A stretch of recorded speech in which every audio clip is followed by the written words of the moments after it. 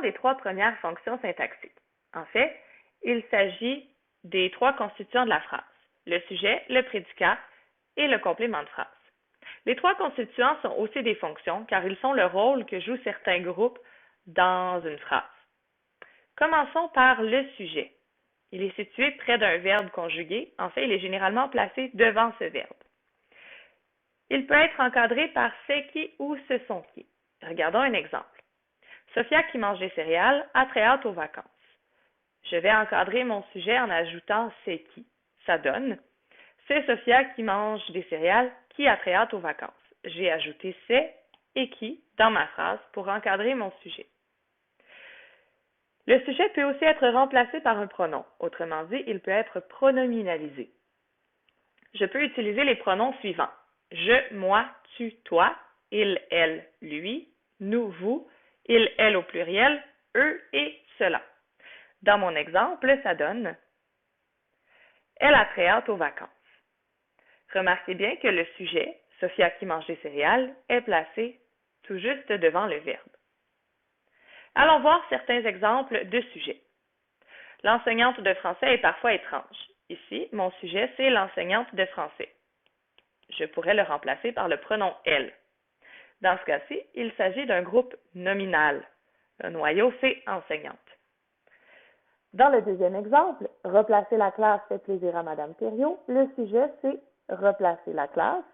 Je pourrais remplacer mon sujet par cela. Donc, je pourrais le pronominaliser.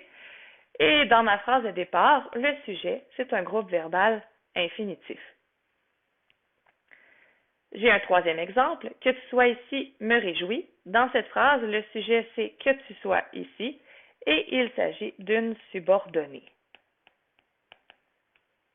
Passons maintenant au prédicat. Le prédicat est ce qu'on dit du sujet. Cette fonction-là est toujours occupée par un groupe verbal. Cependant, un groupe verbal peut occuper aussi d'autres fonctions. Nous avons une phrase de départ, lancer des boules de neige est interdit. Nous allons voir ici quel groupe verbal occupe la fonction de sujet et quel groupe verbal occupe la fonction de prédicat.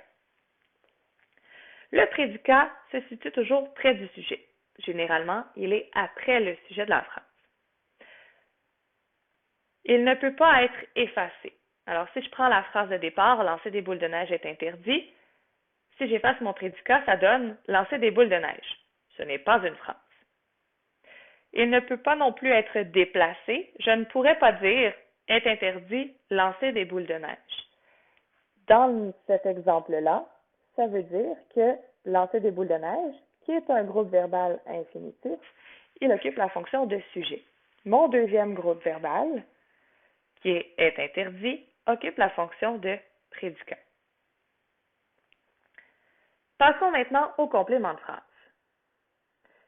Le complément de phrase se situe soit au début, au milieu ou à la fin de la phrase. Il n'a pas d'emplacement précis. Pour le reconnaître, c'est assez simple. Il peut être effacé. J'ai une phrase exemple. Pour profiter de l'hiver, Marie-Hélène fait des anges dans la neige. Ici, le complément de phrase, c'est pour profiter de l'hiver. Je vais tenter de l'effacer. Ça donne Marie-Hélène fait des anges dans la neige. Ça fonctionne. Le complément de phrase peut aussi être déplacé. Je pourrais donc prendre mon complément de phrase et l'amener à la fin de la phrase. Ça donne Marie-Hélène fait des anges dans la neige pour profiter de l'hiver. Il peut aussi être dédoublé.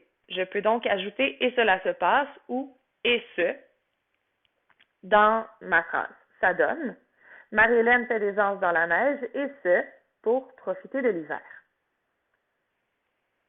Remarquez bien la virgule tout juste après le complément de phrase lorsque celui-ci est placé en début de phrase. Lorsqu'il est dans le milieu de la phrase, il sera encadré de virgule et à la toute fin, il ne nécessite pas de virgule. Voyons certains exemples de compléments de phrase. Tous les jours, les élèves aiment assister au cours de Madame Thériault.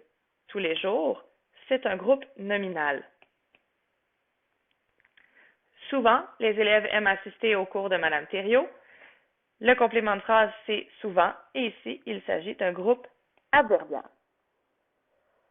Dans mon dernier exemple, qui est dans cette classe, les élèves aiment assister au cours de Madame Thériault, mon complément de phrase, c'est dans cette phrase, et dans cette classe, pardon, et il s'agit d'un groupe prépositionnel.